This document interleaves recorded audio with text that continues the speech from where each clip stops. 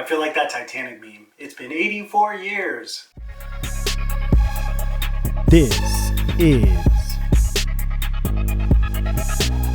Music Hustlers. What's up? Welcome back to my channel. My name is Kenny. In this episode, I want to dive into my thoughts after podcasting for a year and a half, things that I have learned, things that I wish I did differently, and of course, a few thoughts on gear and things that you can look out for if you are trying to start a podcast or a YouTube channel.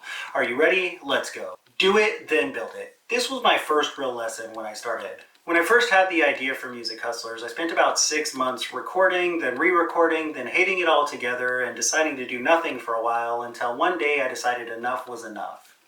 I realized if I wanted to make moves, I needed to get my head out of my ass and actually put it out. I remember being so concerned with how people would judge me for it, which is kind of funny because people didn't even listen to it for the first 6 months. So don't worry about how pro it is when you first start it. Becoming a pro at something takes time, so unless you want to outsource everything, I would recommend you give yourself some time to learn. Don't you outsource your graphics? Yes, I do. I do not make the thumbnails and most of the promotion material for this podcast. I used to, but I realized at some point that I would much rather pay someone to get my material to a certain level of quality than spend the time that it takes to learn the graphic design at that level. This does not mean that I am not still teaching myself new tricks, but I just think for me at this time, outsourcing in this situation was the way to go. It brought up my quality level almost instantly due to me hiring a professional rather than trying to do it myself, but most importantly, I can't do everything. I'm already busy trying to do my videos and edit them and all of that, so doing the graphic stuff just added so much more unneeded stress. So I decided to hire someone I trust, and honestly, it was one of the better decisions that I made in 2020. Why am I doing it? It started as an outlet. It was meant to be a message to myself 10 years ago. But the more I created the content, the more I started to realize how needed it was. I've always felt that we as entertainers and performers should strive to be the best at what we do. When I was in bands in the past, I would always hold us to a higher standard because I knew two things. One, the resources are out there for unsigned bands to make a huge name for themselves, and two, I personally wouldn't give a band the time of day without impressing me with their professional image and the way that they blend that with their sound. So why would I expect anything less from myself? I put a huge focus in 2020 on helping younger musicians grow to levels that they hadn't in the past. The purpose of this YouTube channel and podcast are to help my peers understand the game and spread a message of positivity and growth. Does gear matter? There are actually two answers to this question, because yes, it does, but at the same time, it doesn't. If you have better gear, of course, by default, your product will be better. For example, if you have a Shure SM7B, which is the mic that Joe Rogan uses, and a $450 microphone, you'll probably get a better sound than if you use the Rode Shotgun Mic Go, which is a $100 microphone, and the one I'm using right now. However, I've also done episodes where I just did a Zoom call and used my laptop microphone. The point is, it's more important to just start doing it and let your gear grow as you do. Things will get better in time. If you keep at it, you will see visual progress in not only your product, but your workflow as well. What about video?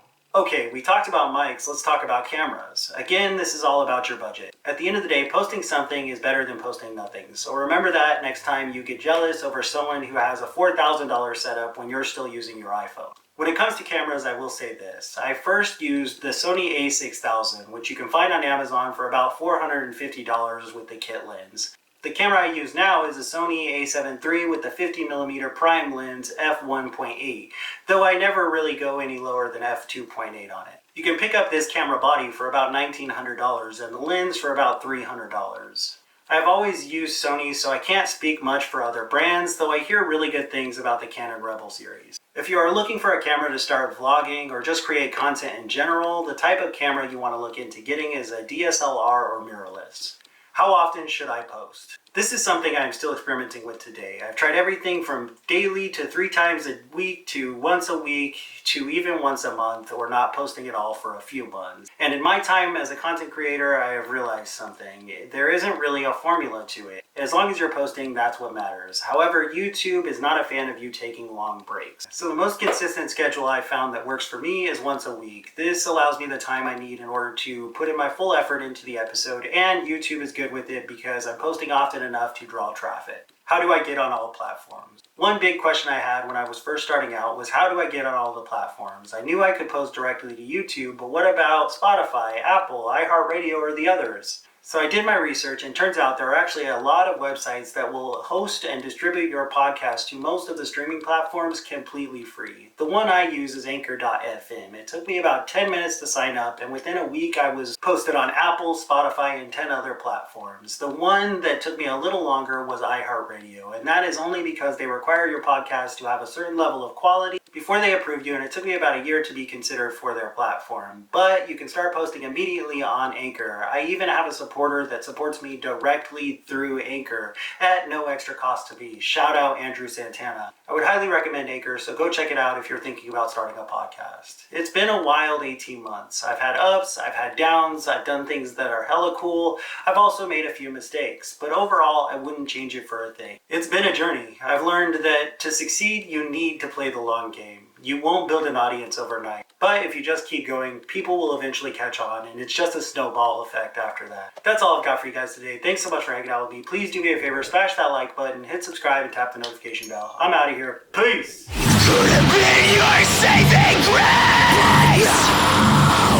No, I am the reckoning.